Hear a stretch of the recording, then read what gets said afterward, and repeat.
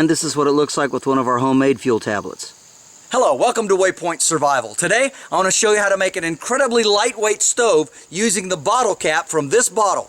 Stay tuned.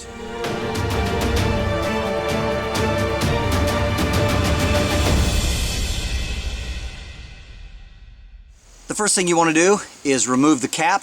We don't need the bottle. And we're going to start with this. Next, you're going to want to get some light cardboard. And this is just from a cereal box. And you want to cut out 2 H's. And it's important that this top section be able to fit, show it this way, so that the cap can set in there. And then this has a slot. They're just opposite so that they can slide in together, just like this. Then you take an old cookie tin, and I've used this for multiple projects. Some of you remember this from other ones. And you want to put it down on this metal and trace around it with a Sharpie, and then you can cut it out with a Dremel tool or some snips, whatever you would like to use, of course, and then make sure and clean off all the corners. You have to have 2 of these. When you're done with that, you'll have 2 pieces that look like this. They fit in together where those slots are, again, one at the top, one at the bottom. And then you want to take your bottle cap and it will set in the center, just like that. And that is a perfect size for these Coghlan's fuel tablets. Set it in the center here. Or, if you remember, we made our homemade fuel tablets. And I can put a link to it if you wish. Some of you perhaps have already seen this. But this is a very simple way. We can just slide this down in here, just like that. Because of the way that this is put together, it will actually collapse in really flat, and you can fit it in a large Altoids tin along with the top. And if you want, you can throw some fuel tablets in there as well, and you have a very nice pocket stove. You can also use the Altoids tin as a base for your pot if you're concerned that something might drip out.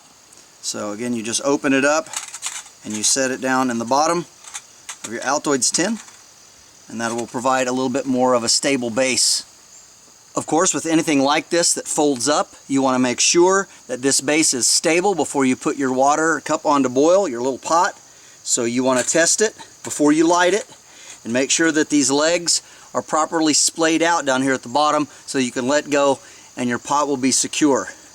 Again, it's not the sturdiest of stoves, but it's extremely lightweight, it's very cheap to make, and it uses just cast-off items.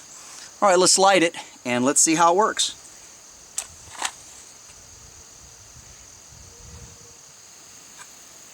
All right, it is lit. Very good. Make sure our legs are properly adjusted there. You can see it's burning well.